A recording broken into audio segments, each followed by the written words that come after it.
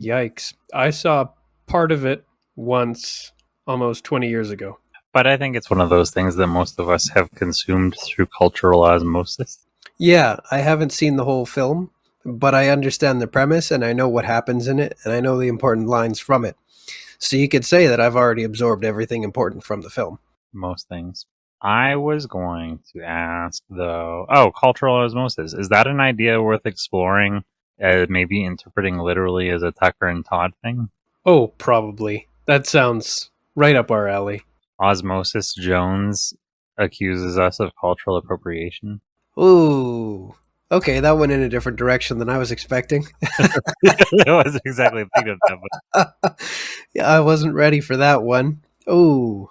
Okay. but that's another movie that I've never seen, but I know all about just because of people referring to it. Oh, that film I actually have seen 6 or 7 times. Pretty good. That's a lot. Yeah, well, I've seen the SpongeBob movie like 40 times, so I mean, but that's a good movie, though. it's an excellent movie. David Hasselhoff was a boat. I saw that in the theaters twice, I think.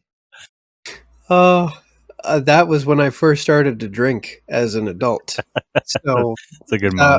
yeah, I was watching them get drunk on ice cream, and I was getting drunk at the same time. That was the inspiration for it. SpongeBob led me to drink. You were being a goofy goober. That's exactly what I was doing, and I woke up the next morning just like that. Very funny. I haven't seen any of. I think there's been 2 SpongeBob movies since then. Oh yeah, I only ever saw the first one. Same here. Alec Baldwin was a killing machine in that one too. Was he in that? Oh yeah. The name's Dennis. Well, that's interesting. So I guess that was. Did anybody in the meme space make a reference to the fact that it was foreshadowed? No, and he never shot anybody in that film, but he did punch one guy with like an uppercut that caused him to sink an entire building. That's pretty intense. Oh yeah, Dennis was super intense. He grew an entire huge mustache just by force of will. That's not a mustache. This is what a real mustache looks like. He just had a mustache.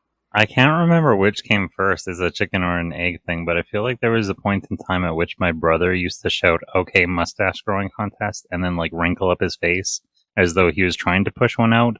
But like, I don't know, it's kind of fun. It's like the best non-joke ever, because of course he was never able to grow in, but because he kept doing it, it became a recurring bit and is very funny to me.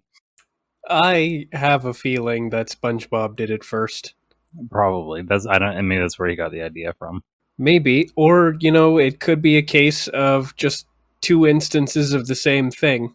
That does happen. Or, least likely, by a large margin, is that the filmmakers of the SpongeBob movie stole it from him. The least likely version. That's what he was the first kidnapped in the van. Oh, yeah. And of course, when I look up mustache growing contest, they have a beard shaping contest as all the Google results. So no, thank you. Do they just is that like competitive grooming where like barbers are grooming people's beards like their hedges?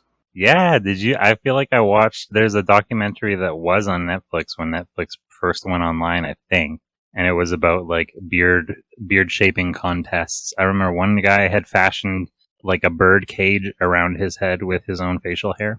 You know what? That does seem like part of the very first launch package of Netflix.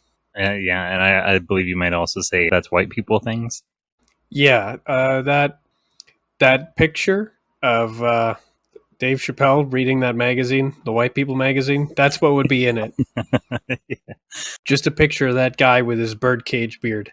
All right, we are moving on to today. What are we doing today, Todd? Today, the same thing we do every night, Tucker. Every night? Jeez. Every night. We tuck it away. I only do that at least a few nights a week, tops. What do they call that? A, moderation, but also B, delayed gratitude. Gratitude? Gratification? Delayed gratification, yeah. I don't even know what gratification is anymore. I guess that's what is edification? When you edify something. Just off The edification is the instruction or improvement of a person morally or intellectually. oh, it's educating. It's edifying. Really? Yes, the instruction or improvement of a person morally or intellectually. So basically educating somebody in a way that improves them instead I of teaching them dumb Twitter advice. I would have never got that right if somebody told me to guess. Yeah, I would have to edify somebody, I would have assumed would be something else entirely. I guess my impulses before I thought it was to like reduce them in stature, or I was gonna guess it had to do with like singing their praises. Yeah, somehow putting them on a pedestal.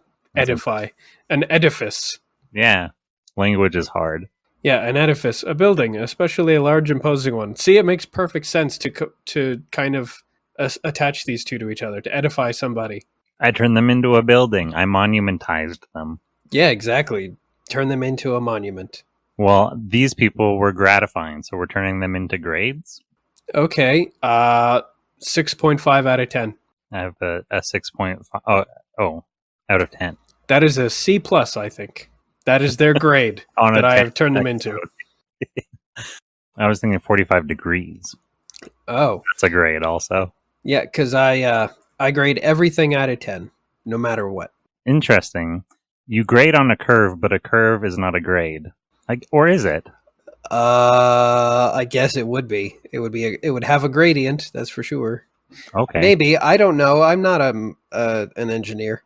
We're mixing, engineering, math, and language now.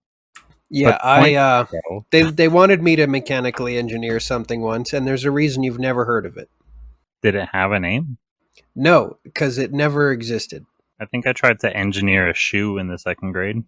Yeah, I tried to engineer like a wristwatch by taking it apart and trying to figure out how to put it back together again. But we only ever reached the taking it apart stage. Oh, yes. I also engineered a VCR. That was the reverse engineer, and then the engineer part never came. But no, the engineer part never did come. Delayed gratification. The scolding did. Yeah, delayed gratification. I am still on my way. It hasn't come yet. Now delayed gratification and not coming yet. Those go together also. That was exactly my joke. Thanks for playing along. Oh, sometimes I'm just on the fringes. Just a little bit slow on the uptake. That's true. Okay. A little bit slow on the intro also. Yeah. So, what are we doing this week, Todd? Okay, if I recall correctly, we have become... how did we end last week? Mom... Oh, did you want to pick up from last week, or did you want to take a hard left and go into the land of NFTs and deal with the heroic journey? That is what I wanted to do. I just forgot all the different plates we had in the air. All right, well, here's one plate. We're going to take a hard left and go chase after the MacGuffin. That would be the heroic journey, which is a real physical material NFT. Which was stolen by Gollum. Yeah, that little son of a bitch. He's got his precious now. That thumb of a bitch. The thumb of a bitch. Okay, is he one of the thumbs of bitches, though?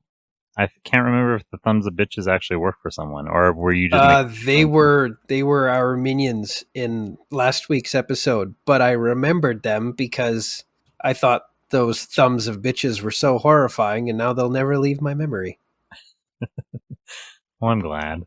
But, yes, okay, so can you recall if Gollum had a motivation for wanting the NFT? It just called to him? Yeah, I mean, did he ever have a motivation for picking up the One Ring besides that it was just kind of pretty and he was really weak-willed and it had a strong influence? Well, I guess this is interesting. Are we planning on making him last a long time? Because he showed up to take it, I'm assuming, just as a joke to make fun of MacGuffins. We decided that the NFT, I don't even know if it was an NFT, but we decided that the journeyman, I keep wanting to call it the journeyman, the hero's journey, the wheel was a MacGuffin, and then he took it because we were making a reference to MacGuffins and the characters that idolize them. And now we're going to take that reference and we're going to squeeze it like a lemon. We're going to make Journeyman's AIDS. Oh no. I was trying to remember a dyslexia joke, which I heard the other day.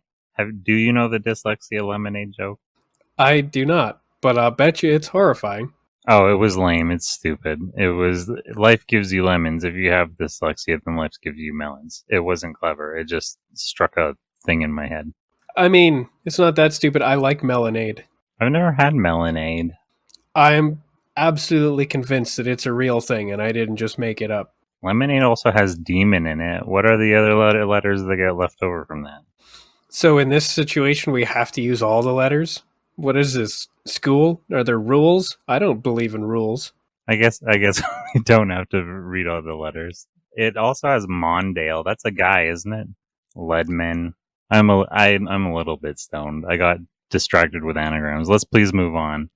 All right, moving on. MacGuffin. We've got our MacGuffin stolen by Gollum, and it's also the NFT, and somebody out there is going to cry about their apes. Right. Because I really want to take the piss out of the NFT thing, because it's fucking stupid. I'm fascinated by it because I do think it's incredibly stupid. That I also find it fascinating, and that's why I want to explore it in our own little way. It's definitely stupid, but it is really interesting. It's kind of like getting a tour of an insane asylum. Well, because I just see I just see the headlines. I don't go deep into it, but I see the amount of money being spent on it, and I'm seeing what it is, and I'm trying to empathize with people that think it's important. I saw today that Eminem just bought a JPEG. He bought one of the apes for $454,000, and he's using it as his Twitter picture. So that's a $450,000 Twitter picture. Is it more than that? It is, in fact, so much less than that. I mean, that's just assigning just a tremendous amount of value on a specific line of code. Because it's not the image that can't be reproduced, it's that specific line of code. But that specific line of code has no innate value, and it gives no innate value to the picture. Right. It's like a signature that you can crop out. So in a way, it's sort of like, so is there any sort of tax protection for those investments then? Is that what it is? Is it a way of like money laundering? For some it might be, because it's tax sheltering. It's connected to the blockchain and all that, which, as far as I know, is useful for money laundering. But the NFTs, the images themselves, it's a money sink rather than money cleaning.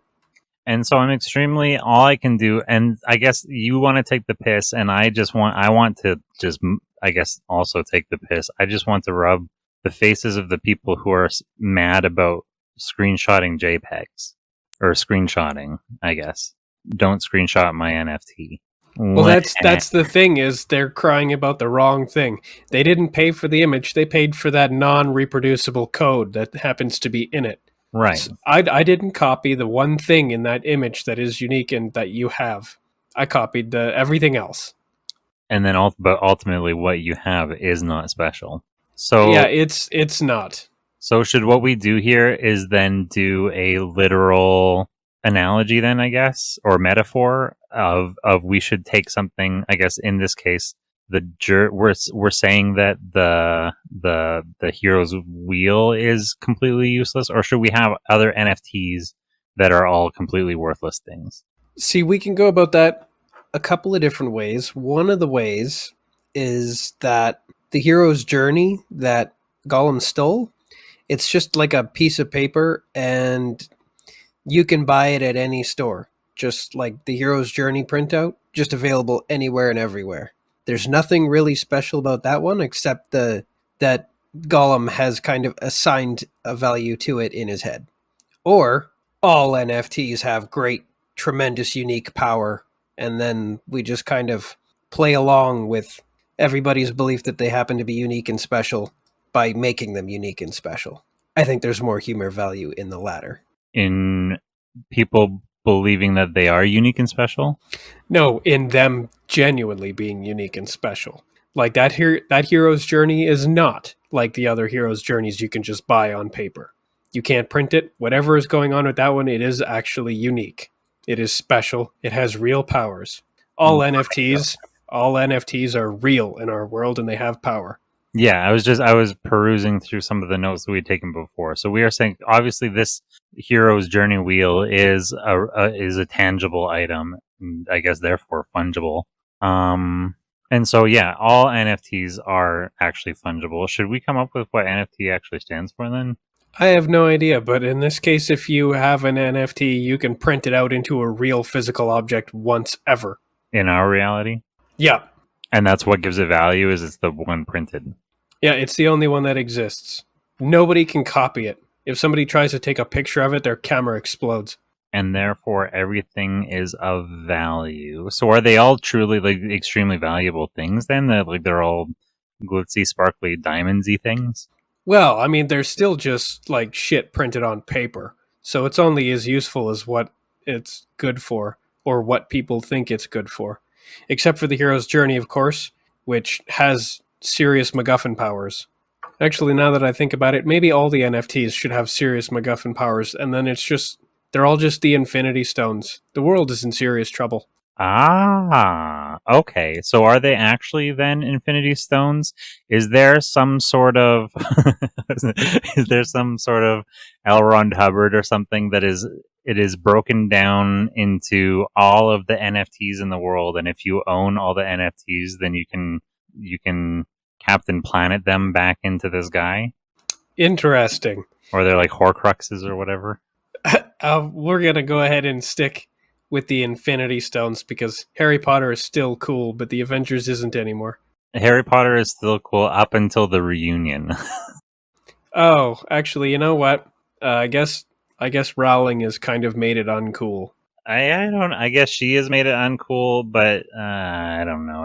Everything is so ugly now. I know, and I also kind of want to err on the hate the artist, love the art. Yeah, I hate the artist, love the art, but also hate the fans who make the artist more important than she needs to be. Oh yeah, like her voice is totally irrelevant to me unless it's writing a good story. Yeah, exactly. We can chain her up, throw her in the dungeon with the unicorns, and she can crank out episodes of the new Amazon Harry Potter series. Yeah, it's misery now. We're just going to chain her up and break her ankle. Actually, that's very funny. I'm putting that down as a premise. Is misery with J.K. Rowling. Oh yeah, somebody got tired of her Twitter account, so they just collected her, chained her up, broke her ankle, and just said, "No, that's enough Twitter. You're writing the wrong kind of thing." That's very funny. Is it still Kathy Bates? Oh yeah, for sure. Okay, I think she's irreplaceable. But she's now like very old. J.K. Rowling is confused. Oh yeah, J.K. Rowling is not the first author she's abducted. She's done this many times. She's a professional. Oh, and what's his name? James Caan is still in the corner. He's an old man chained up as well. Kind of shrugs when J.K. Rowling looks over. No, we're not working on this right now. I'm sorry. Okay, so all the NFTs. There's a limited number. Let's say there is actually a dozen. There are 12 NFTs on the whole planet. Like there are digital ones, sure, but there are a certain limited number of them that can be made manifest in the physical reality. And the hero's journey that we happen to have had is one of them. Gollum has it now. Let me do one thing. I'm working with the NFT. I like this. I love but I'm trying to think of the non-finite something NFT. What is a stone? I'm playing with infinity stones and non-finite tokens. Interesting. But they are finite because only 12 of them exist. That's sort of funny. The infinity tokens? The infinity tokens, but they are finite. The not-finity tokens. Anyways, there's 12 of them. I like it. Were they forged for, there was 12 infinity stones forged for the men, and then are we working in like six for the dwarves? Yeah, and that's why Gollum wants, this is the one that he's after. I guess we have to decide, did Gollum actually like seek it out, or was that a crime of opportunity? He just happened to be there and see it. That's funny. We were all at Mount Doom together, and he saw that the ring was fucked, and he looks over frustrated, and he notices out of the corner of the eye that we were about to throw our Affinity Stone into Mount Doom. Oh, yeah, we were about to yard sale it. Is that what we were in the middle of? Yeah, we yard saled all of our stuff, and if I now recall, it was like in a box labeled $5, and Gollum took either the whole box or just the hero's journey, and we chased after him because we wanted our $5. Yeah, that's right. Come back here, you thief! We want our $5 for an Infinity Stone, a non-finity token. I think non-finity token is the winner for it's stuck in my head now. Yeah, but we're not going to know they're called that until somebody catches us and gives us an exposition dump, and I bet you it's Plato, because he's now our Doctor Strange. Oh, does he have he's got a sentient toga? Oh, interesting. That's very funny, and it slaps somebody when they try to touch something. It occasionally saves people. Or is it really badly behaved and it like touches people? Oh, it's Greek. Yeah, it's always like prowling over people's nethers. It's like the proper. It's Greek. Yeah.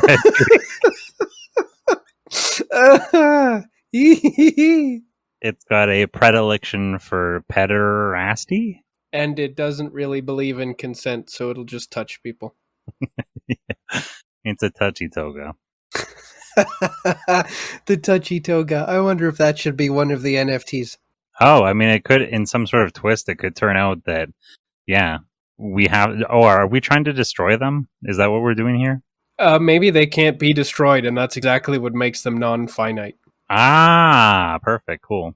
Which is why this Ancient Hero's Journey printout thing is still existing in fine condition.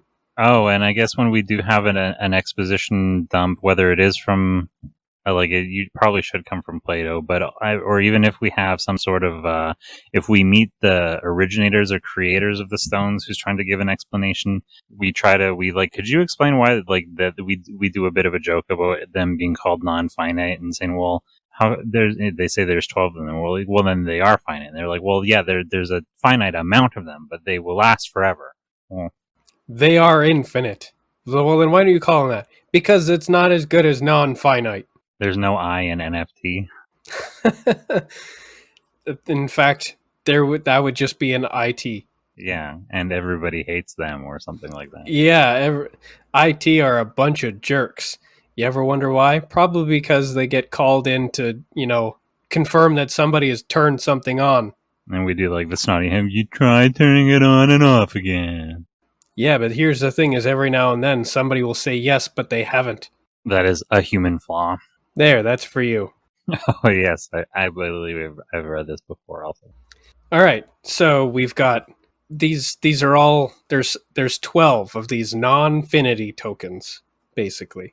Yeah, have we set the scene? Do we have a beginning to this? I think we've just kind of been piecing together some world building and some plot devices and such. So, well, we were right at the end of the last time we were in this particular context.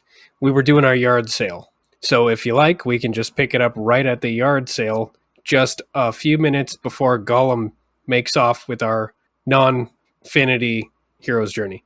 Or should we do like an intro, an opening where we show Gollum when he was Smeagol and something that led to like the first time he found the hero's journey or something like that? Oh, you want to go all the way back to Middle Earth and do some legends became myths. Yeah, myths became legends. I'm not sure if I want to do Middle Earth Gollum. I don't know if I want to give this guy a new context where he's like a real world Smeagol. I'm not sure what exactly he is. Oh, well, we don't have to go actually back to Middle Earth. We can go back 6 whole months where he's washing cars. Notice here that Todd was so lost in his own thoughts that he failed to recognize Tucker's Walter White reference this early in the episode. Yeah, that's kind of what I was imagining. I was imagining a modern guy, and I guess it's a tech, somebody who is mildly involved, or maybe I guess not involved in tech. Does he need that much of a backstory? No, he doesn't need much of a backstory because we're just going to dump him in a volcano later anyway. then do we just simply catch up with him after he's stolen? Rather than catching up with us right before he shows up, do we catch up with him right after he's taken it already? I think it's important that we don't catch up to him and that he gets away. Otherwise, we get it back and there's no story. Oh, yeah, that's what I meant. We as the camera's eye or whatever, the audience. Yeah. Either we catch up to him in perspective, or he actually makes us eat his dust, and we chase after him in the direction he's gone. So the camera audience perspective, whatever, stays with the boys, and we just never see that guy. He's just gone. I wasn't sure if we were going to start with like a scene where he's like now down in the sewers or in the caves of some sort, fawning over his prize. Oh, I like that better, actually. Not only that, but I want him to be down in the sewers fawning over his prize, and then I want to do a dream fade to his past self where he also happened to be holding the hero's journey some time ago in a very similar position, but like with a life that's healthy. Yeah, okay, that's kind of what I wanted. So back then he had a nice apartment and he was living comfortably and steady work, in control of his life, and then he finds this thing and he falls in love with it, and then he loses it, and then his entire life goes to shit. Did he just? Oh, okay. I was gonna say. That's what I was trying to figure out. I was gonna say, did he find it and his life went to shit because he lost it, or did like his brother-in-law convince him to get involved with like blockchain investments? Oh my god, I like his life that's to go to shit. That's better though. That's better. Yeah, so I'm an idiot. introducing blockchain into his life is what caused his life to go to shit. Maybe he did have a peak, and that's what got him hooked on it. But then it actually ruined his life, and then he thinks finding it again, he got rid of it, or it was taken from him in some way. Yeah, it has to be taken from him, or he has to somehow lose it because it's highly valuable. Yeah, and he thinks if he gets it back, it'll fix his life. Yeah, and so he's got it back, but now he lives in a sewer layer and all that, for sure. Well, and now he's a monster. Well, yeah, he's degenerated into some kind of Gollum. We have the whole scene where he's that halfway through mutated fish thing with Kate Blanchett narrating over. Yeah. I don't know her number, do you? No, I lost it when she told me to.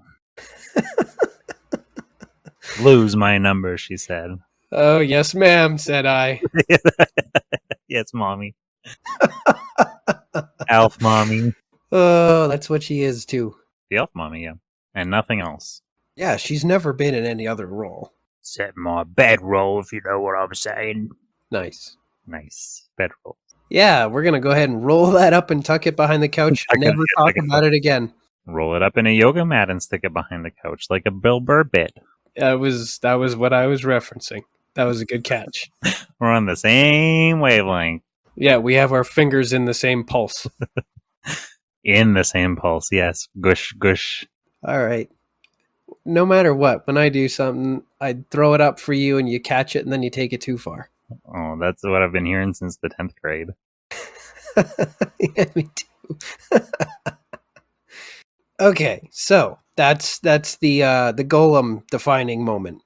We see him hovering over it in his sewer lair, and then we get the flashback when his life was in one piece, and then it's definitely his brother-in-law. Yeah. It's always the brother-in-law who gets you into that shit. Brother-in-law who wants somebody to commiserate with so he can kind of spread out his own losses, gets Smeagol into it. Oh, and did he kill his brother-in-law and that's what turned him into Gollum then? Oh yeah, I totally forgot that Smeagol killed that guy. I don't know. What did he... Because Smeagol did it to get the ring. Yeah, right in that moment. I'm not sure. I do think... I don't know why I think it would be funny if he is out for revenge at some point. But I think the entire sequence that we just described is enough setup for this character. And I think after...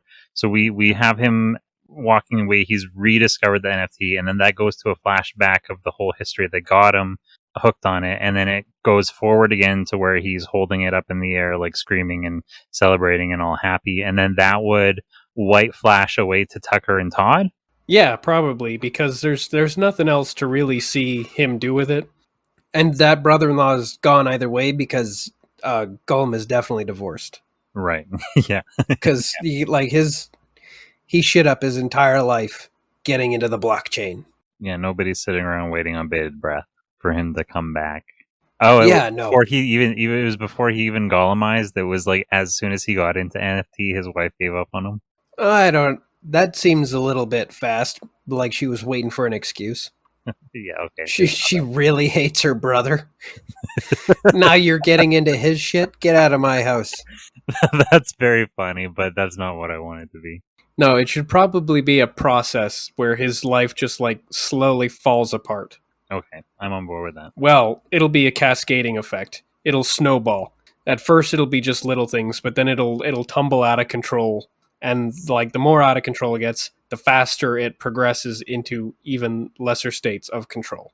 Cascades are important.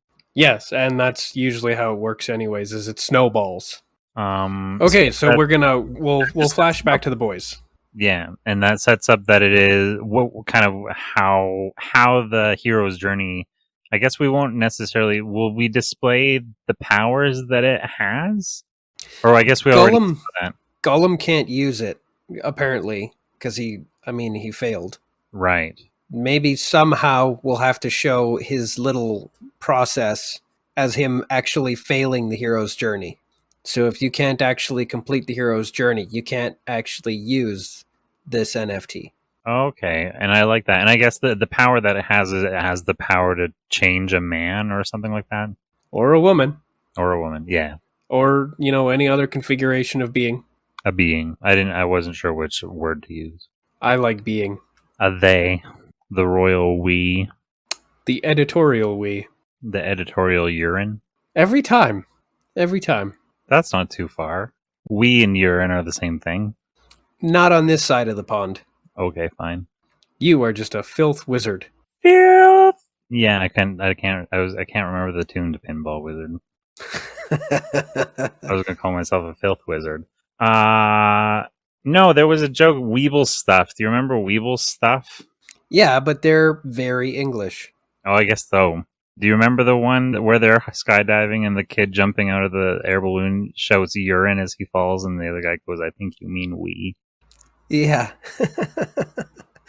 And that is very British. This is a song about chutney. And then you say, "Look at my horse. My horse is amazing." True, yeah. Okay, moving on. Yes, back to the boys. The boys. So, do they know? I can't remember if do we know that it's an Infinity Stone? We don't think. No, the boys have no real idea what this thing is or what it's for. And do we even know that it's in the box? Then do we just have a bunch of junk in a $5 box, or we just think it's worthless? Yeah, we think it's worthless. We think we've done it, and so now that it's complete, it has no further use to us. It's like a mug that says "Best Dad of the Year" when your kids hate you. So are we going to have to discover?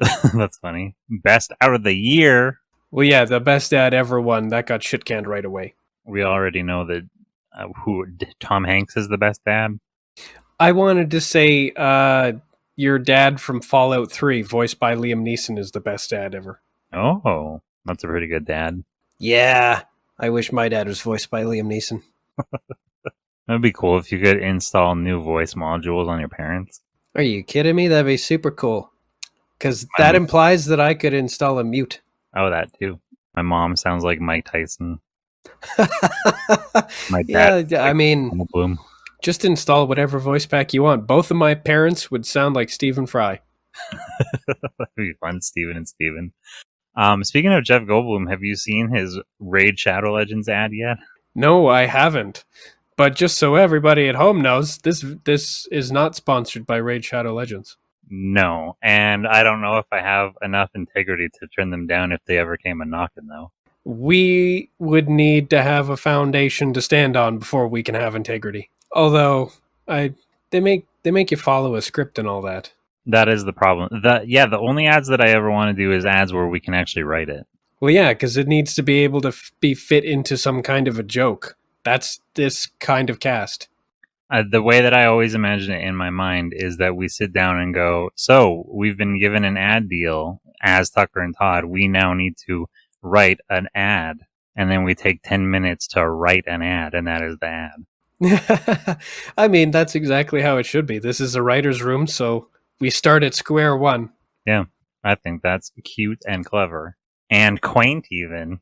And it should be functional, so long as we're not testing it as we're writing it. Whatever it is that we're testing. Like if we're doing Blue Chews.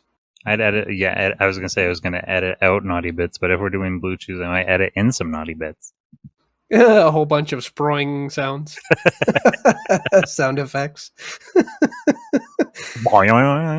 And all the women that aren't in our lives. Yeah, a bunch of sighing women in boings. Some squeaking bed springs. Naturally, the banging headboard. And the helmet on the headboard. And then afterwards, when you're all finished, but you're still totally activated by the Blue Chew and you've run out of women, so you're just kind of like, I'm just going to sit here and admire myself. Okay, where were we? Right, Raid Shadow Legends. Raid Shadow Legends, Jeff Goldblum. Why did I bring that up? Voices? Steven and Steven. But on the other hand, life always finds a way. Why were we Steven and Steven, though? What did that have to do with this? Because we installed voice modules in my parents and made them both into Stephen Fry. Why were we installing voice modules? Because we were talking about Dad of the Year. Because Liam Neeson voicing that guy in Fallout 3, whose name was just Dad, as far as I'm concerned, was Dad of the Year. Dad of all time. And I remember. We got there because we threw out the hero's journey because it's a best dad ever mug when your kids hate you. It's served its purpose. It's no longer valuable. Yeah, it doesn't mean anything anymore. I can't believe I managed to back my way up that entire train. That was incredible. That was like speaking of Fallout, that's like when you follow Kellogg's memories in Fallout 4. Ooh. Yeah, I'm proud of myself for that. Because I have a hard time following a train of thought like that, but I did it backwards. That was very impressive. It was almost like we planned it or something. I'm pretty sure everyone can tell that we don't plan much of anything. No, nothing has been scripted. That would be amazing. No, the scripting comes after. But what I think I was about to ask was, are we going to have to hear through word of mouth about some sort of consequences of the NFT having gotten into wrong hands? Or are we going to see some passive news about what's been going on in the world of NFTs, and then we turn it off because that kind of thing? Well, on the one hand, Plato is definitely going to find out that the hero's journey has gone somewhere else, and we're going to be in trouble for that. If he's going to be our Doctor Strange and give us our exposition dump... Oh, I know. Is he going to walk in and ask, is it secret, is it safe? And we'll be like, what? Oh, that's a great callback. Because he didn't really tell us to keep it secret or safe, but it's a good way to do, a callback. And then segue into his exposition dump. Yes, I think that's great. He comes in and asks us. He goes full Gandalf on us, complete with getting a voice modulator and seeming really tall and making the lights do funny stuff. Bilbo Baggins. Do you believe me to be some conjurer of cheap tricks? I am not trying to rob you. I'm simply trying to help you. As we sit here for the next 3 hours, just repeating the script. Yeah, well, that's the part where Bilbo cries and hugs Gandalf, and that's as far as we're going, because I don't want to get into feelings territory. Gross. Yeah, we are standing at the edge of our feelings, saying if I take one more step, this will be the farthest I've been from my feelings forever in my life. I don't know. No, we're going to go in the opposite direction of our feelings. Oh yes, this is the closest I've ever been to my feelings. And I hate it. We left our feelings in the Shire a million years ago. And we're not going back. Okay, he comes in and we have no idea what he's talking about. Here's this. How did he find out that we don't have it anymore? Or did he find out, and did he find out at all? I guess he's here asking us if we have it. The real question is if he's asking because he knows we don't and he wants to know what we will say, or if he actually doesn't know. I'm thinking maybe some sort of, like, not literally, but some sort of like bat signal in the sky led him to believe that the only reason that the bat signal in the sky would be there is because the NFT is no longer in our possession. He left it somewhere safe, and so Okay, so something has occurred that has made him suspicious that there's been some kind of disturbance in the force, even. But whatever has occurred has made him suspicious. He doesn't know for sure that it's our NFT or that we've lost it, but he's now coming by to account for it. would it be sort of like blockchain or NFT or internet or like stocks related? Like Elon Musk sells a bunch of shares of something, and Plato's like, wait, what is that? The only reason that he would do that is because of there's some sort of instability in the blockchain. Yeah, something like that. Something occurs of that nature. That there's like a fluctuation in what was previously a very stable system. And he only knows two idiots who happen to have an NFT. Oh, so because there was 12 NFTs, are they all connected to each other in some way? Did one of the other NFTs start behaving strangely because that this one in particular traded ownership or whatever? Oh, interesting. It there's like a resonance. So this one caused another one to be influenced. Maybe. I mean, they're all definitely connected in some way because they can all be put together and assembled like Voltron into a super NFT. Yeah, I don't know if they speak to each other. They're like choral. I think it would be better if there was a fluctuation or some kind of disturbance in the blockchain, because then we can make fun of that too. Oh, Unless that's how the disturbance in the blockchain came to be. are we gonna have to go to some sort of like wizard hacker character in their computer layer? Are we going to go visit the Warlock? Yeah, that's what I was kind of thinking of. Kevin Smith. And It's Kevin Smith. Yeah. Oh, like literally, we go visit the Warlock. Yeah, I don't see why not. Let's just rip off every movie while we're at it. That's pretty funny. It's weight loss post heart attack. Kevin Smith is the Warlock though. Oh yeah, it'll have to be contemporary Kevin. Oh, Silent J is with us. They give each other weird looks. They feel like I know you. You feel familiar. It's weird. Okay, I'll try to figure out why he works. So I guess maybe Plato saw something. Yeah, some kind of, it could have been a disturbance, because I mean, Plato is a very wise man. He's very observant. He keeps track of these things, especially because he knows the greater power of these NFTs. Okay, so he came to us and it confirms then that we don't have it, and so does. Yeah, he gives us, is it secret, is it safe? And we are totally confused as to what he's talking about. And he is very vague, almost like he's afraid to specifically mention it. So he just keeps giving us vagaries like, is it secret, is it safe? What is it? What are you talking about? And eventually he's just going to have to give us the silent Bob, the sign on the back of the car. He'll yell at us. The sign on the back of the car? Sorry, I missed that. I was thinking of that would be a line from Jay and Silent Bob Strike Back. That is Silent Bob's first voiced line in the film. Oh yeah. The sign on the back of the car said "Critters of Hollywood, you dumb fuck." And Jay is like, "Say it, don't spray it." When they have to go save the monkey or whatever. Yeah, because Silent Bob is trying to draw out a picture instead of talking. So after a while of us not understanding what Plato is talking about, he's going to have to yell at us and just be really specific and direct, but loud. And call us dumb fucks for the first time. This is the most brutal language he's ever used. Oh, absolutely. He's been downright savage. And then, so now that he's established that we don't have it, his next move is to be like, okay, the only person who's going to know how to track it down is the Warlock kind of thing.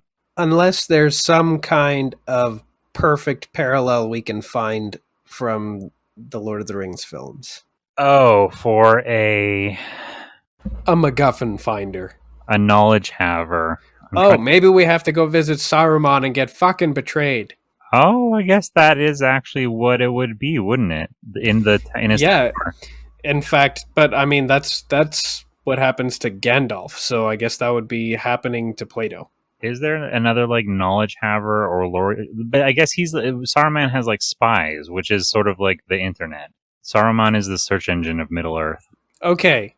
Okay, I still want it to be the Warlock, though, so I still want it to be Kevin Smith, but he's definitely going to betray Plato. Yeah. This is just he stands in his place. Yeah, and yeah, it's the Warlock, and it's Kevin Smith, and he just totally bodies Plato. Okay, I'm trying to figure out how this plays out then. This is interesting. I think L. Ron Hubbard is going to have to come into this eventually then. Late in the season. Oh yeah, I assume that either he's back in One Piece again, or the NFTs are going to be used to reassemble him.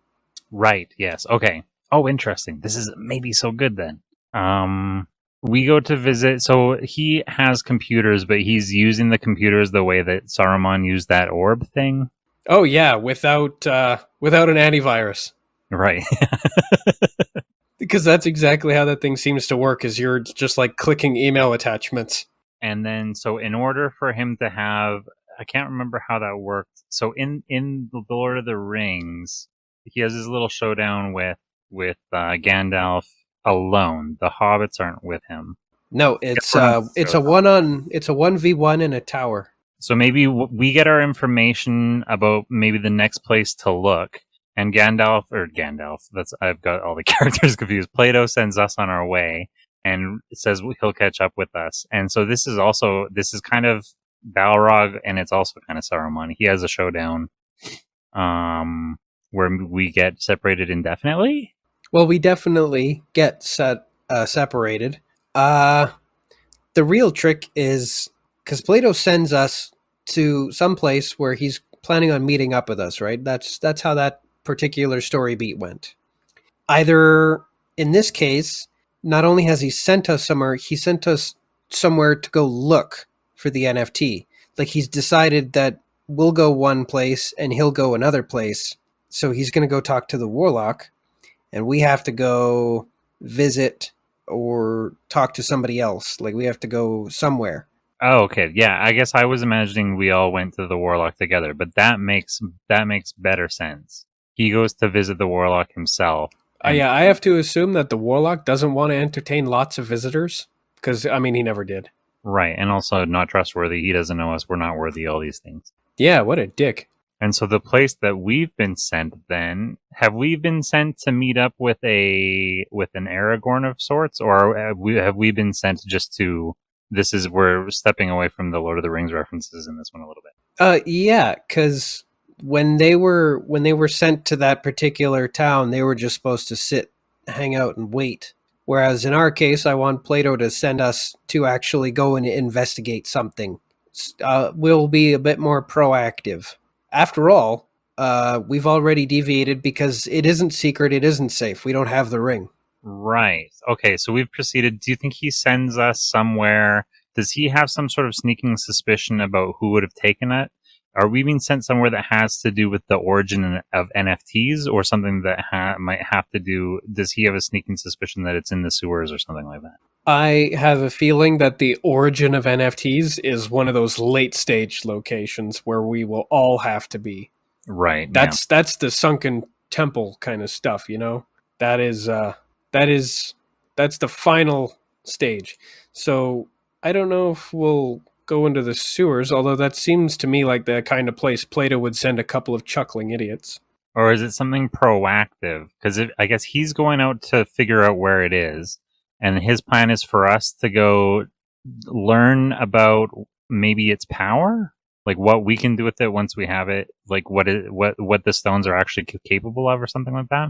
Well, I imagine we're actually being sent to find out where it's not, in a way. Because there's a bunch of likely places for it to be, and there's only so many of us, so we're trying to eliminate as many of them as possible to find it.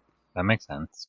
So he's gone to the Warlock to try to suss out additional information as to where it could be, because the wizard knows how to read the blockchain like it's the Matrix and all that. Whereas we're just kind of being sent in the direction that Gollum ran off in, because we won our $5. We lost him at the sewer grate, so that's where we have to go. So you're right, we're being sent to the sewers. Okay. There's so many fun things that can be done with sewers. Yeah, alligators. Intelligent alligators. There's a whole society of like posh monocle wearing alligators. Oh, that's hyper intelligent alligators. That's very interesting. They've got, like diamond tip canes, monocles. That would be funny if that's what we walk upon and we literally say like, "Oh, this is extremely interesting, but we don't have time for this." Oh, that would be the best Chekhov's gun I've ever seen. Just to dangle something so supremely interesting, and then we don't have time for this. Moving on. One of the alligators definitely approaches and is like, "I say, good sir." Like he just introduces himself, and we're like, "I'm sorry, we don't have time for this." We just leave very rudely. And part of me, like, I kind of want to revisit that as a thing that we do visit someday, but it's almost funnier if we do set up something so complex and then never ever revisit it. I know this is going to sound cliche, but we tuck it away. But not for later, for never. Tucked away for never. Yeah, it goes right in the dead joke bin that we don't use often enough. The audience groans with disappointment. Oh. Yes. Feed me that disappointment. Reminds me of my childhood. The Alligator Society. Yes, indubitably. Indeed. But we sneak past them or run past them, I don't know, in one side and out the other. Well, they're to the left. We turn around, we say we don't have time, so we go to the right. Oh, okay. Where there's no such society. Oh, are we in it's not Chekhov's sewer, but is the sewer as long as Chekhov's alley? Oh, yeah, let's do that again. Yeah, let's do that again. Maybe we encounter things that you encounter in like sewer levels of classic video games. Yeah, absolutely. Oh, when to go into the sewer grate, we should do a Mario going into the pipe. Blum, blum, blum. Yeah, I'm sorry, I'm not good at sound effects. Just imagine that was the pipe sound effect.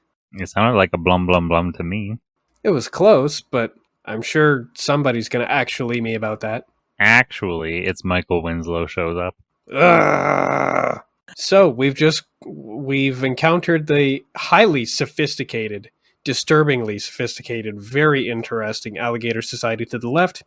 We've mutually agreed that it's very interesting, but we really don't have time for this. So we go right, and the alligator people in unison, their shoulders sag and they all sigh in disappointment. They're like, they love meeting new people. So they hope we'll come back. They hope we'll come back. We never do. Does it cut away to them? Like it cuts and the camera's actually on them and they're all like, "Oh, Reginald, I do hope they'll come back." Oh, bother. I hope they'll come back. Indeed. I do so love a visitor. Indubitably. And I even had the kettle on. Just kind of double down on them being disappointed. And they literally clutch at their pearls. And then that way we can kind of acknowledge that it's disappointing for everybody else, but that's what makes it so funny. And it feels very Hanna-Barbera to me. Rather than exploring that, why don't we explore to the right tunnel? The right. Because we've done lots of tangents already. Yes. We go down a long tunnel, and I'm thinking, I guess nothing really occurs. We pass. Well, we wanted to do the Chekhov's hallway tunnel. Yeah. So it's unnecessarily long, but like in the background and possibly in the foreground, there should be like sewer level enemies like floating around. Yeah, because I was thinking of doing it as the whole sequence would be this sequence, the sewer sequence would be like a side scroller, so there would be like a cutaway of a pipe. Yeah, and I don't know, maybe the music should be doo doo doo doo doo. Yeah. Doo doo doo doo doo doo doo doo doo. And somewhere in the background there's a Goomba coming out of a pipe and then going into a different pipe. And I'm guessing, maybe do we find a clue at the end of the pipe that confirms that Gollum has been this way? Maybe it's one of the items that was in our box. Oh, maybe we're finding a breadcrumb trail of the items that were in the box that weren't of actual value to him. That's actually a really good idea, and we should probably find one of them at or near the sewer grate that we went into. Right. That confirms that that's where we should head. So yeah, the box definitely got tore apart on the way, so we're following breadcrumbs, which gives us the opportunity to find some pretty hilarious items. As we're going through the pipes, maybe I know it's a stupid gag, but the maybe rather than a long straight pipe, is it a twisting and turning pipe? And then so we finally find an item that confirms that he left out this grate, and we pop up and it's like across the street from where we started. Oh, so we go through like a long winding pathway and we actually wind up pretty much right back where we started? Yeah. We exit, we pop out the manhole, and we see that the manhole that we started at, or the grate or whatever, was just like down the road or whatever. We can do that if we poke our heads out, see that other tunnel, and be like, that's not right. Let's back up. Let's backtrack a little, and then we go back into the sewer because Gollum didn't come back out. Oh, which gives us an opportunity to wander through the sewer some more and have a moment where we say we're lost, and have one of us say, "I recognize that tree," and the other one says, "What?" And we turn around and there's literally a tree in the sewer. Okay, but why do you recognize it? Because that's what they always say when they get lost. I recognize that tree. We've been here before. Oh, I understand. I just wanted to do that line. Todd is leaving out that he's specifically making a reference to Gilmore Girls here. And it's got moss on the north side. Yeah. Sewer moss. That's a sewer. Yeah, don't you know? Sewer moss. Okay, so we continue following the breadcrumb trail. The sewer must split at some point so that we can backtrack a little bit and take another path where we find more of our breadcrumbs. Or I don't know. Or do we backtrack to the point where we discover that we actually had to go talk to that crocodile society? Or no, we can't. We can't undo our joke now. Yeah, I think so. You're right. It's so much funnier if we betray audience expectations by never returning. You're right. Okay, we backtrack. Do we pass it again and kind of like wave forlornly? No. Okay, that would be fine. That looks so interesting, though. No, we can't. We're following this trail. Okay, Tucker tries to stop. Tucker stops and waves, and Todd has to grab him by the shirt collar and drag him along. We don't have time. But it looks so interesting. This is like the coolest thing we've ever seen, Todd. No time. Actually, the coolest thing we've ever seen. Cut away. It's like the same joke, but twice. Unrealized. Okay, do we ever find anything? Do we find Gollum in the sewer, or do we find the last place he was? We find the box. We'll find the box, and we'll find a ladder nearby that leads back up to the surface. Either Gollum has fled somewhere deeper into the sewers, or now that he has it, now that he has the NFT, he's finally decided to come back into the world of light. Yeah, I was gonna say, does he have like a receipt? Oh yeah, bus ticket. He's gone to Chicago. I'm just kidding. He's gone to Detroit. Oh no, he's gone to Thailand. We both say at once, well, that's not happening. Really, it's like he knew. Yeah, just make that joke a second time. Nobody will notice. The one place we won't go. Thailand. I wouldn't go there, would you? Nope. No, we should find something that either gives us a clue of where to go or gives us a reason to try to track Plato down. I guess that like a clue that we don't understand, but we assume that Plato will. Yeah, because, we need an excuse to go and find him. And he's still tangling with the warlock. I'm trying to think if the place that we have a clue for, does this tie into Lord of the Rings somehow? Where is the location that... I guess I'm trying to figure out Gollum's motives. Well, Gollum's motive is to get his life back using the NFT. All right, and so he's got it now. And so is he going to like a Silicon Valley or something like that? Or he's just going back to his life? Oh, well, he's probably going to go try and bother his wife. That's what happens in these stories, isn't it? First place you go is wife. Oh, it's the scene where Walter tries to drag the pot through Ted Benecke's window or whatever. Somewhere there's a pizza on a roof. That was juvenile. Oh, I guess we've already done some Walter White stuff, so there's no reason he wouldn't be there. He exists. Yeah, he's there dragging the potted plant across the room and like bothering the shit out of everybody there. You're saying Gollum goes to that so he's got a Gollum's ex-wife works for Ted Beneke. Yeah, and she also fucked Ted. Ted is just fucking everybody's wife. Interesting. So, no, I was gonna say, does Walter now become part of this story? He teams up. He needs the power of the monomyth. I don't know if Walter should become a main character ever.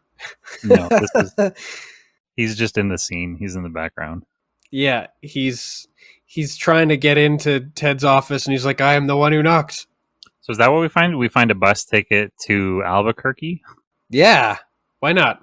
That's kind of funny. If there's anywhere we can get to, that seems to be the place. Because we've wound up in the New Mexico desert before somehow. Do we, while we're in the sewers, we're like, oh man, I don't know, I'm trying to work this in, really shoehorning it. While we're in the sewers, we're like, oh man, now we got to get all the way to Albuquerque, and Bugs Bunny is like, that just take this tunnel, it takes you straight there. What takes us straight there? Bugs Bunny has a rabbit tunnel that intersects with the sewer system. And therefore, I think at the very least, we've seen enough cartoons to know that Bugs always takes a wrong turn at Albuquerque. So he's been there. Yes, he's been there, but I think we're going to be like, no more tunnels. We're done. Maybe we go down into the tunnel and we do the Chekhov's hallway walk for like a disproportionate amount of time before we're like, no, we're not doing this. I'm tired of tunnels. Sorry, Bugs. And then we turn around, and then we slowly walk all the way back. It's too long. Just torturing anybody who cares to watch these. Yeah, that's probably too much, especially because we've already done it this episode. I guess if we establish a musical theme for Chekhov's Alley scenes, in which we're doing the Chekhov's Alley joke, we could play the theme for the first time that we do it with the sewer, and then make the theme start playing as though it's starting to happen with the tunnel, and then just cut away. Oh, it starts playing, and we have a fourth wall break. We're like, oh, no, we're not doing that again. No. Yeah, exactly. No, you stop that. And the music keeps playing, so we turn around and walk out. Sorry, Bugs. Bugs Bunny's confused. He can't hear any of this. Yeah, because he only which is funny because Bugs breaks a fourth wall all the time, but only on his own show. He can't feel or sense the wall being broken in somebody else's reality. That's fair. Get your own show, Bugs. Get the fuck out of here. Okay, so we abandoned the Bugs tunnel, and now we need to go and talk to Plato because we're now going to travel to New Mexico, and he has bus fare. Right? Yeah, he's the adult here. They won't let us on the bus because we're under 18. Are we? We're perpetually children. They won't let us on the bus because they don't believe we're over 18 and we don't have ID or anything. That's what it is. Yeah, anybody who appears to be under, like, would they ID under 40 or whatever, and we don't have ID. In fact, they probably think that we're, kind of special needs and that we need to have our caregivers with us. Yeah, right. Because there's no way that we're actually allowed out on the loose as we are. That's how he gets us on the bus. I'm their support staff. Yeah, where's your guardian? Huh? Because like 20 years ago we were on television, right? We're adults. Yeah, we've got to be like 60 by now. We're just perpetually youthful. Ageless. Just like every creep's favorite anime vampire waifu. 900 years old, but she's still in the body of an 11-year-old girl. Great. Why not at 15? 15 feels safe. They weren't going for safe. I guess not. 15 is not safe. That's like the cusp. It's like the last thread on the path towards being almost safe. I think it depends on the county. I think it depends on, you know what? We're not doing this. No, that's not what we're here for. No. And I definitely don't want to give anybody instructions. I was about to go all ethics about the nature of consent and how it requires a minimum amount of, intellectual, emotional, psychological development. That's too much to expect. Yeah. And I don't want to, because the if you give people just enough information, they'll find a way to use that to shift the goalposts. It's like a anarchist cookbook of sorts. Yeah, exactly. I don't want to cook any books. Unlike Skylar White, who cooks books. Very well done. I was trying to figure it out. Okay, moving on. Yes, we have to go find Plato. We have to go find Plato. He needs to take us. I guess we probably are taking the bus. Oh yeah, that's way funnier because then when we're driving on the bus, it can start playing the Chekhov's hallway music again. And then that's when we do snap our fingers and kind of just be like, no, we're skipping this scene. But we have to go find Plato, which means we have to track down the warlock because Plato is currently entangled. Right. Are we going to defeat him? Are we going to happen upon I think we'll show up and like accidentally defeat him. We'll Magoo it. He'll like try to do something and accidentally get himself in the neck with an axe or something. Like it'll be gratuitous. Strawberry jam gratuitous.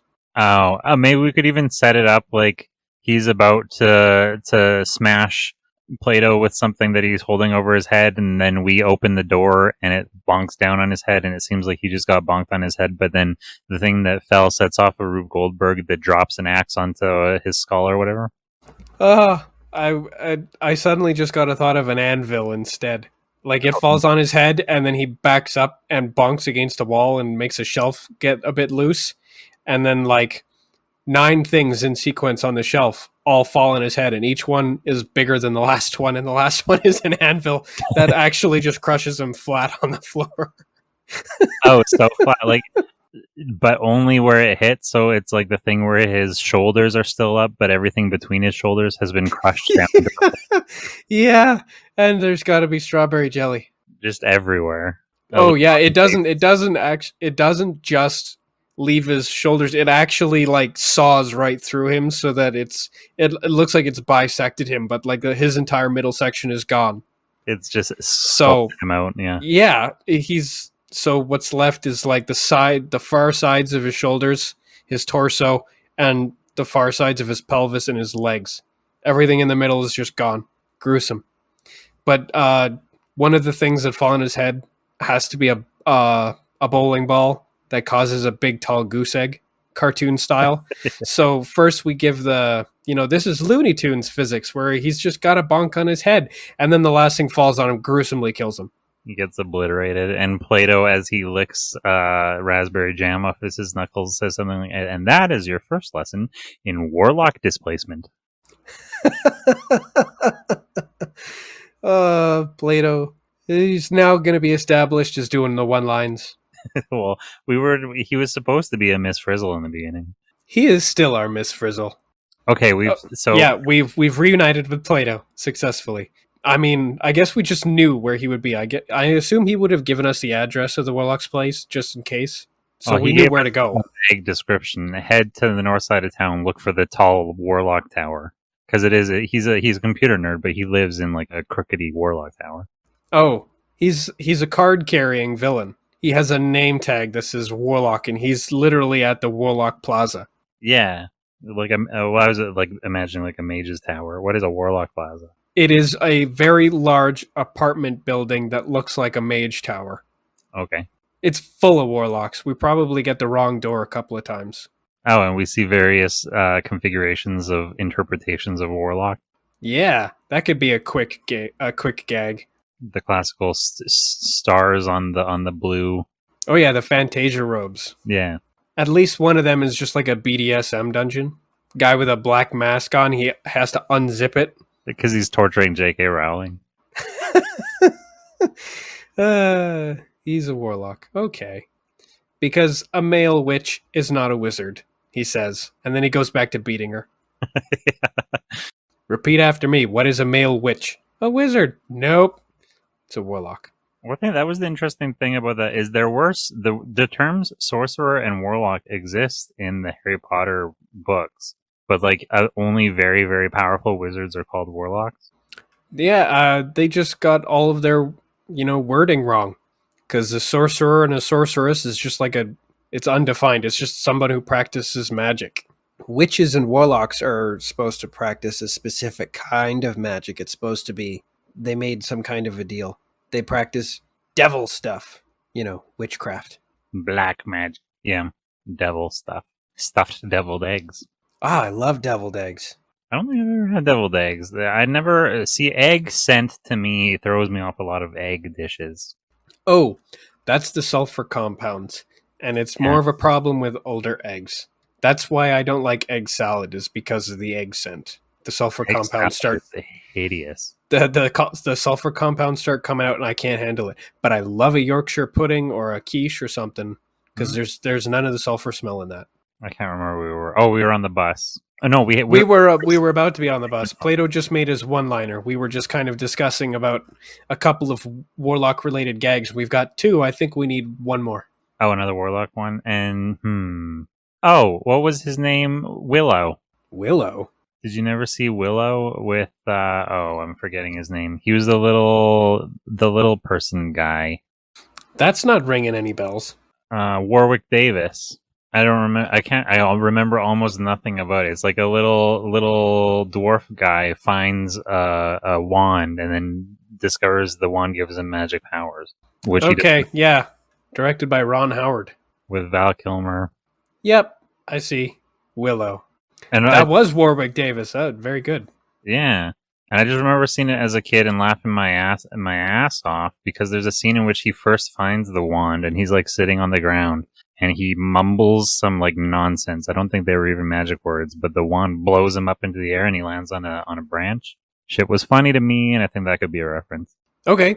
Willow reference. Is there a better warlock? I mean, there are better warlocks for like actual like gothic nerd references. Was No Heart a warlock?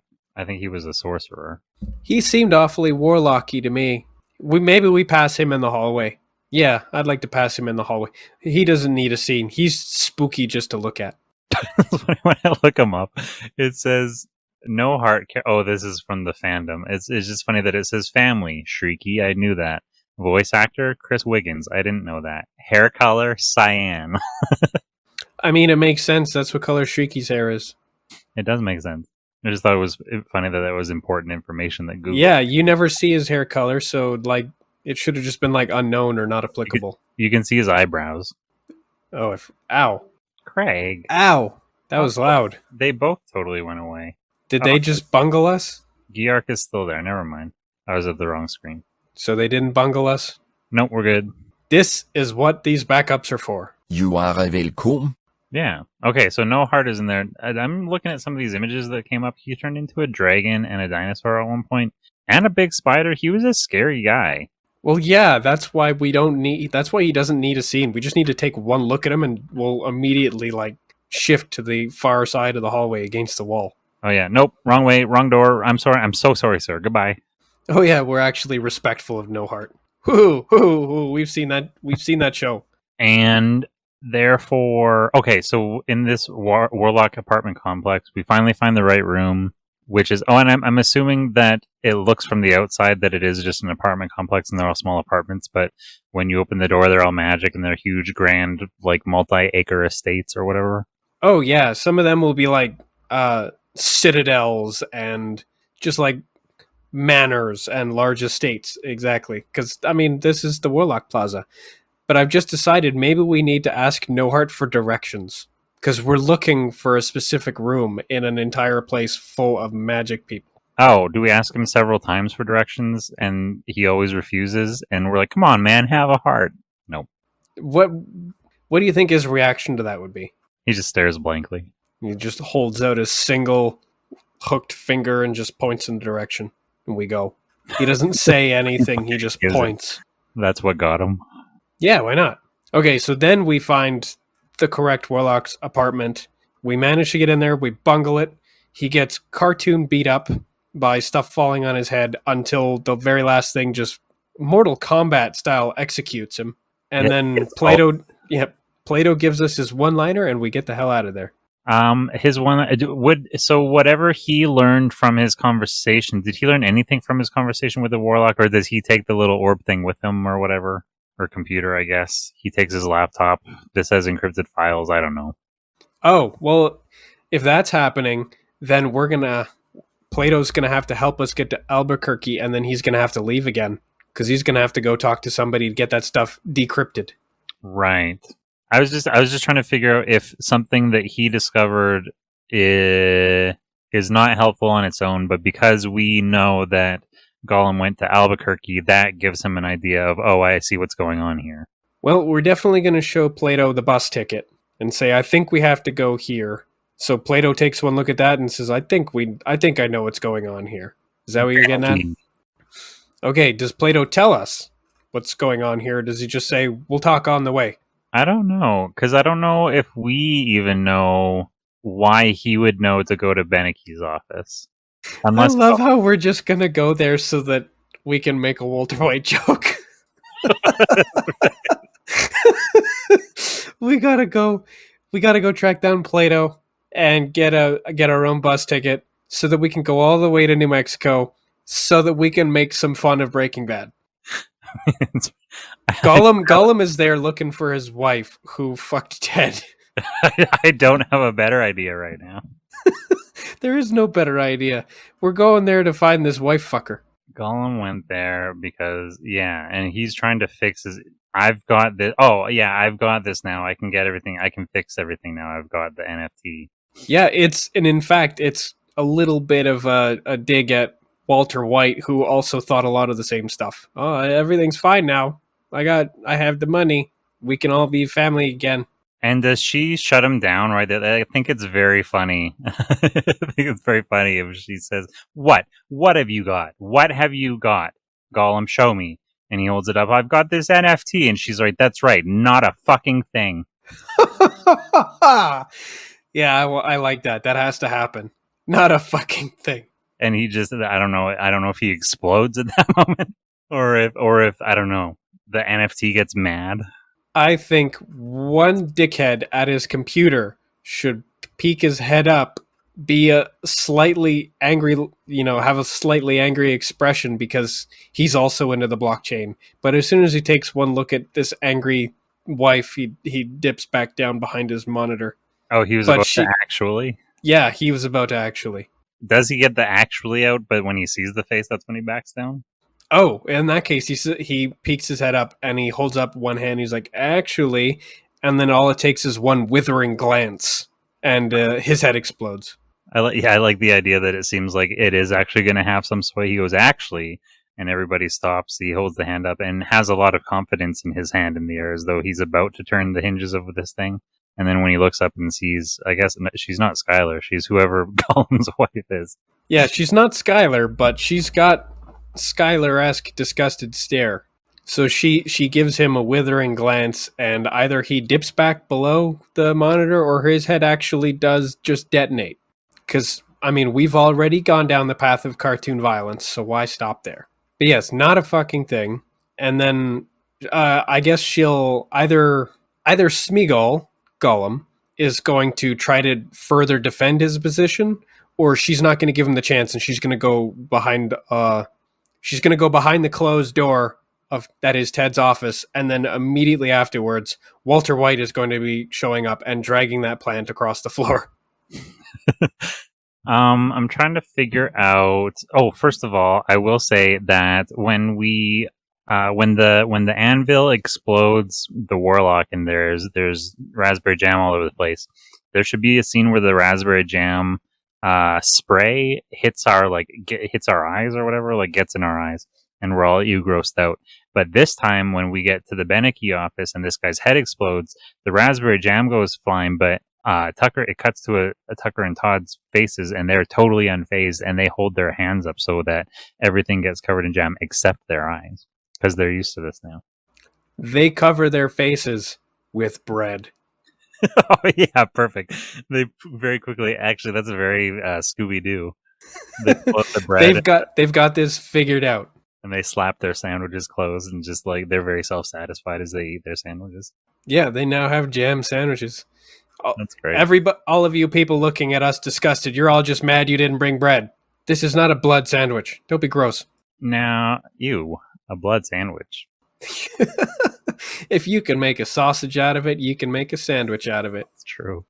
Just dip some bread in it and then put another piece of bread on that piece of bread. Blood sandwich. TM. No, I don't want to trademark that. Ugh, I don't want to be associated with that forever. How does this possibly end? We've tracked them here. He can't actually fix his marriage with the NFT. We've now seen. I'm trying to figure out how to bring, because we were going to have everybody treating their NFT monkey pictures like the One Ring. I like the idea of people fawning over their NFTs, but we've said that there's only 12. And we haven't seen hide nor hair of the other ones yet. I feel like this is going to have to be a bit of a continuation. I kind of have an idea. Okay. Well, obviously, Smeagol is basically going to be shouted out of the building. This guy just got his head exploded, so nobody else wants to chime in. His wife, his ex-wife, has holed herself up in Ted's office. Walter is now trying to break in there. So now Skylar is out here. And as soon as she starts talking, the entire place clears out. Nobody wants to be around her. Everybody wants to get away. Gollum is the first person to leave. He is going to leg it. But we're transfixed for a moment by what Walter White is doing, because he's dragging a plant over to this guy's office door for some reason. And all the while, as soon as he gets there, he's like, I am the one who knocks. and then Skylar White starts talking, or rather, she starts talking louder to the point where we're more horrified of her than we are transfixed by Walter White's activities. So we also flee the scene, but we realize that Gollum is gone.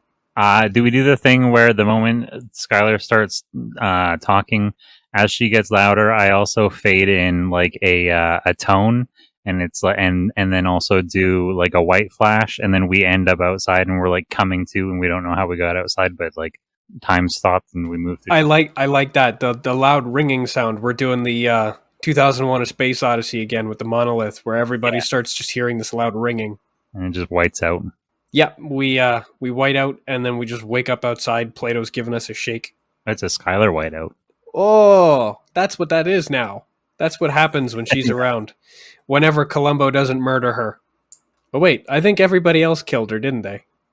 Yeah. Or, no, I think it was Columbo who murdered her, but he murdered her with every murder implement in the entire building. And framed everyone else, yeah. And everybody just kind of shrugged it off and moved on. Okay, so we're waking up. Is there a clue as to where Gollum has gone?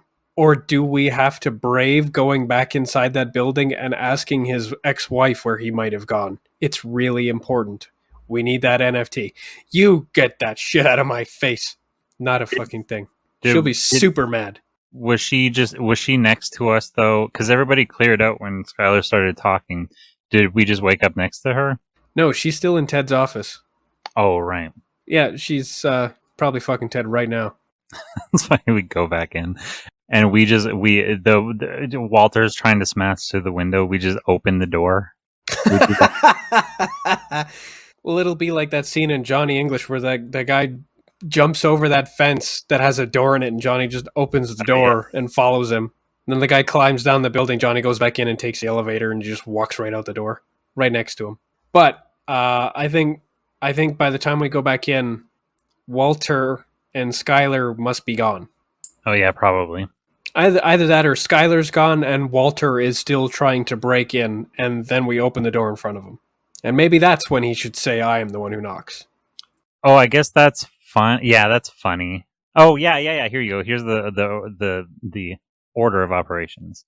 It is funnier if everybody's gone except for Walter. He's still enraged and just like futilely hammering against the window or the door or whatever. Yeah, I guess the window, because he was trying to smash the window. And so he's so angry that he's immune to the Skylar whiteout. Yeah. Well, he's also learned how to completely drown Skylar whiteouts anyway. Yeah, that's a trick I'm still working on. What a guy. And so he's trying to lift his planter pot, and then we walk up and we just knock, and he looks over for a second. He's like, "Hey, I'm the one who knocks." And then they let us in, and then we close it, and he's just kind of like sitting there blinking confoundedly. Yeah, the audible blink. Yeah. And then we never see him again. No, now we're inside and we're having this conversation. But the door closes behind us, and then he blinks, and then that's probably our to be continued. Oh, I guess that makes sense, yeah. Oh, it's time for to be continued also. Yeah, but I think that shutting and then Walter White blinking. That's a good point for the to be continued, rather than start into a conversation that leads to another plot beat. No, that's perfect. It's sort of a cliffhanger, but it's also like an anti-cliffhanger. It's just genuinely an end to that phase of the story. Yeah, the door closes. It's very visual storytelling. and goodness gracious, we've gone ahead and made another two-parter. It's hard not to do. But I mean, ultimately, the point of this was to write as many stories as possible. So if one story just begets another, then okay. Well, yeah, I remember we first started and we were like making 3, sometimes 4 stories in one cast. And now we're taking 2 casts to make one story sometimes. I was impressed when we managed to do 1 story per cast, and now we're extending our narrative powers over multiple episodes. As the Tucker and Todd universe expands, we have more content to pack into the spaces where we're not sure what to put in this. That's true. That's probably it, and it has nothing to do with us getting any better at this. I mean, maybe we're also getting better at it. No, it's only allowed to be one of those. We're getting less worse is what it is. That I will agree with. It's not so much a matter of starting off at 0 and getting better. It's like a matter of starting off shit and getting less bad. Yeah, we were at -100 and we're like clocking in at -78. Maybe that's too grim. -78, -12. Oh, no, that would have been 22. I was going to say I just did the opposite of what you said, but it wasn't quite. Well done. Well done. Math, not my strong suit. Mine either. Conclusions, not my strong suit. Finishing, not my strong suit. But you know what is my strong suit? Coming up with a catchphrase for the end of the podcast. Let's have it. God damn it, I was teasing. I was coming up with a really good segue that I wasn't actually ready for. I was about to read off this tweet that you sent me, but it's very long. Okay, that's our catchphrase. Enough Twitter for you, J.K. Rowling. Yeah, enough Twitter for you, J.K. Rowling. That's enough. You need to be banned like the last president. Go create your own Twitter for TERFs. Anyway, I guess that's the end of today's episode. That is, thank you for hanging out through the whole thing. I'm assuming you hung out through the whole thing. That's why you're hearing us say these words. Yeah, and I hope you enjoyed our catchphrase. Yeah, and only the catchphrase. Have a good night. Yeah, good night, everybody. Bye, Craig. Remember you? Bye, Craig. You were part of our show. Oh, wait. Bye, Geark. Craig already left. Yeah, Craig took off. Have a good night, Geark. Bye, Geark. Hvordan hun to be rekondise Anne præsenteret Masters. God night, everybody. Fuck Tucker. Tucker sucks. And fuck Tucker's friend, Todd.